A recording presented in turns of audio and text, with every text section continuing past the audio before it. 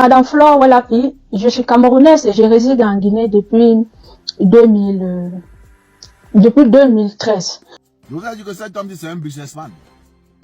Le voilà, il va signer bientôt un papier. Lui-même, il ne sait pas ce qu'il y a dans le papier. Les Guinéens, on va vous vendre votre pays vous-même. Même pour 1000 ans, on va vous vendre. Le gouvernement guinéen, en ce moment, n'est pas organisé. Depuis que Mamadou Doumbouya est venu, c'est que le désordre. C'est que la propagande sur Mamadou Doumbouya. C'est-à-dire que c'est le Pungamé. La Guinée même, c'est le Pungamé en ce moment. C'est que la propagande politique. Propagande politique, on ne sait pas qui est le ministre du Commerce, qui est le ministre de l'Éducation, le ministre de l'Agriculture, de l'Élevage. On ne le connaît pas. C'est un désordre total. Quand vous voyez lire le papier, vous pensez qu'il sait ce qu'il y a dedans? Est-ce qu'il sait ce qu'il y a dedans? Vous pensez qu'il va lire ce qu'on a écrit avec les petites écritures? Parce que dans les contrats comme ça, il y a parfois les petites écritures. On écrit petit pour ne pas que tu prennes le temps de trop lire ça. Et lorsqu'il va signer, on va dire que tu as vendu les Guinéens et la Guinée pour 1000 ans. Est-ce que c'est moi qui va vendre? C'est vous qui va vendre parce que le pays n'est pas organisé. Petit, tu as chié dans la direction du vent. Je commencerai, après avoir regardé cette vidéo, vous comprenez pourquoi je suis sidérée. Je commencerai mes propos par m'excuser auprès du président Mamadi Doumbouya. Et en tant que Camerounaise, vraiment, je suis blessée par les propos de mon frère camerounais. Je suis en Guinée, je vous ai dit dès le début, depuis 12 ans. Donc, s'il faut parler de la manière de diriger du président de la République, je pense que nous, les Camerounais qui sont en Guinée depuis, nous sommes mieux placés pour donner notre avis, pour parler de sa manière de diriger. Et je dis je suis mieux placé parce que je suis là depuis, je connais ce qui était la Guinée avant le général Mamadi Doumbouya et je connais ce qui est la Guinée actuellement. Donc, je peux me permettre de donner mon avis. Ça ne veut pas dire que je suis professionnel, je suis expert et tout, non. C'est que on juge ce qu'on voit. On juge ce qu'on voit sur le terrain. Chacun est vraiment de parler comme il veut, plus que les réseaux sociaux ont donné la possibilité, même aux frustrés, de pouvoir s'exprimer. Chacun est libre. Mais dans la vie, et même quand tu veux donner ton point de vue, quand tu veux parler d'une haute personnalité d'un président de la République, il y a un langage à tenir. Faut pas être vulgaire. Il y a un langage à tenir. Chacun peut donner son opinion. Chacun peut donner son point de vue. Mais moi, je me dis, quand on parle là d'un président, on est en train de parler là d'un président de la République. Et il faut voir la légèreté envers laquelle il parle d'un président de la République.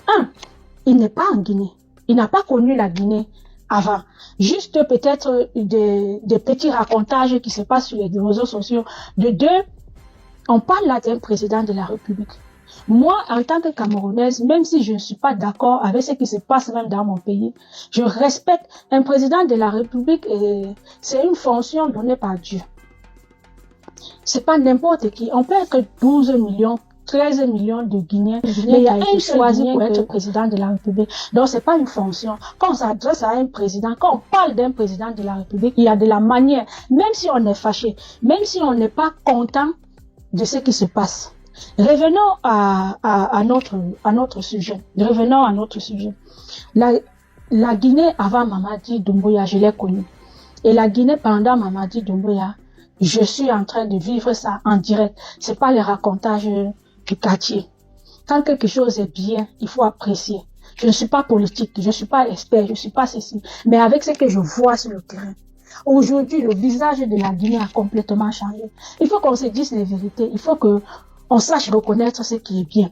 Ce qui est sûr, dans une république, tout le monde ne peut pas être content. Mais déjà, si tu réussis à convaincre, aujourd'hui, si tu poses la question aux Guinéens, s'ils sont vrais, si tu poses la question sur la Guinée avant Mamadou Doumbouya et la Guinée pendant Mamadou Doumbouya, je pense que si le peuple de la Guinée est vrai, ils vont constater comme moi que l'image du pays a changé. La Guinée n'est plus la Guinée d'avant. Je suis là, je vous dis, mes yeux ont vu. Mes yeux voient le travail abattu par le président de la République. Aujourd'hui, quand vous circulez en Guinée, vous êtes fiers d'être en Guinée. Vous êtes fiers de résider en Guinée. Donc, par moment, Je sais pas ce qui anime les gens. Je sais pas ce qui anime les gens. Vraiment, quand vous voulez parler d'un président de la République, il y a certains langages qu'on ne tient pas. Je demande pardon à tout le peuple guinéen pour les propos de mon frère. Je demande pardon au président Mamadi Doumbouya. C'est un président qui ne s'attarde pas aux petits racontages des petites personnes du quartier. Mais ces propos, vraiment, venant d'un Camerounais, n'avaient pas sa place. Hier, j'ai scrollé sur les réseaux sociaux. J'ai vu un débat qui a été un direct lancé par Makosso, par le général Makosso. J'ai vu comme il a été indigné par les propos de mon frère camerounais. Et c'était Bazor. Je comprends la frustration de Makosso. Il est en Guinée tout le temps. Je regarde, on se connaît pas personnellement, mais je regarde sur les réseaux sociaux. Il est en Guinée.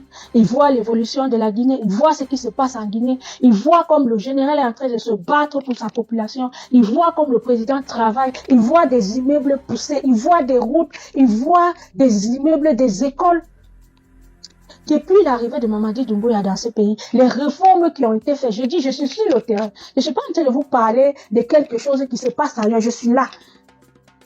Les réformes qui ont été faites, les emplois qui ont été générés. Aujourd'hui, Mamadi Doumbouya a fait confiance à la jeunesse. Il a donné des grands postes de responsabilité à la jeunesse. Et la jeunesse a démontré, la jeunesse est en train de prouver qu'avec la jeunesse, on peut faire quelque chose de bien. Quoi de plus louable pour un pays? D'avoir un dirigeant, un leader qui fait confiance à la jeunesse. Je pense que les petits aigris ne finiront pas. Mais l'objectif est clair. La Guinée est en train de prendre son envol. Rien ni personne ne va déstabiliser la Guinée. Ne vous laissez pas déstabiliser par ces gens-là. Non. Car le général est en train de faire un travail formidable. Je dis chapeau au général Mamadi Doumbouya pour le travail qu'il est en train d'abattre.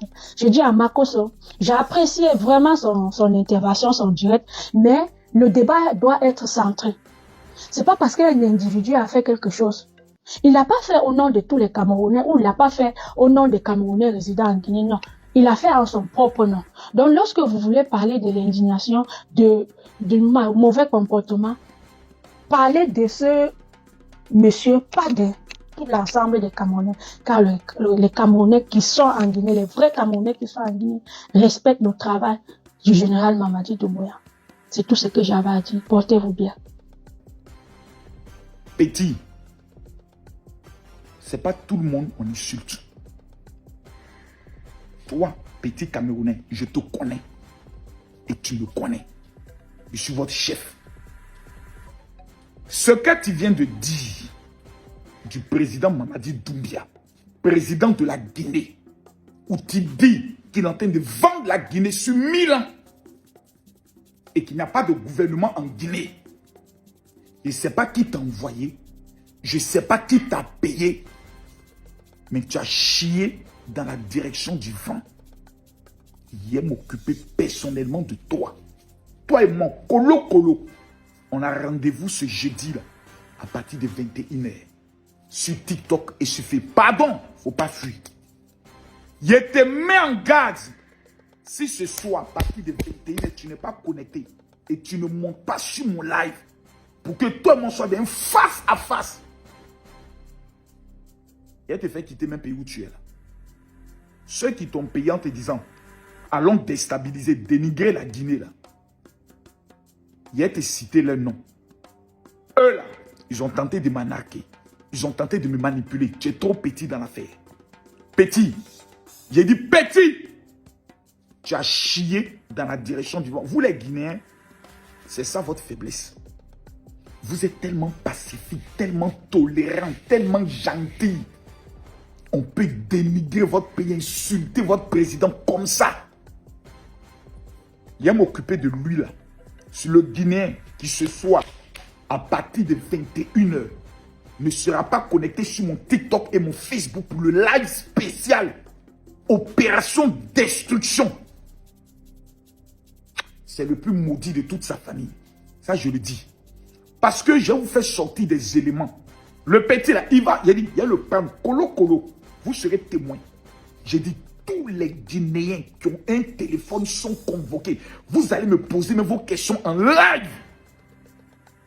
Même les ennemis qui travaillent aujourd'hui contre la Guinée, pour salir la Guinée en payant les TikTokers, je vous convoque. Je vais vous donner ce soir la parole. Ce jeudi-là, je vais vous donner la parole. Je précise 21 heures d'Abidjan, heure de la Guinée, 23 heures de Paris, 16 heures de New York. C'est qu'elle vous montre ce soir-là. On ne vous a jamais montré. Tu as chié dans la direction du vent. Je demande à tous les Guinéens de partager cette vidéo au moins à 5 Guinéens. Parce que ce soir, c'est un règlement de compte. Salut. N'oubliez pas de vous abonner. Abonnez-vous massivement. Opération 1 million de followers. Et likez. Laissez un commentaire si ça vous a plu. Et c'est tout. Aidez-moi à partager au maximum. C'est pas ça? C'est ça.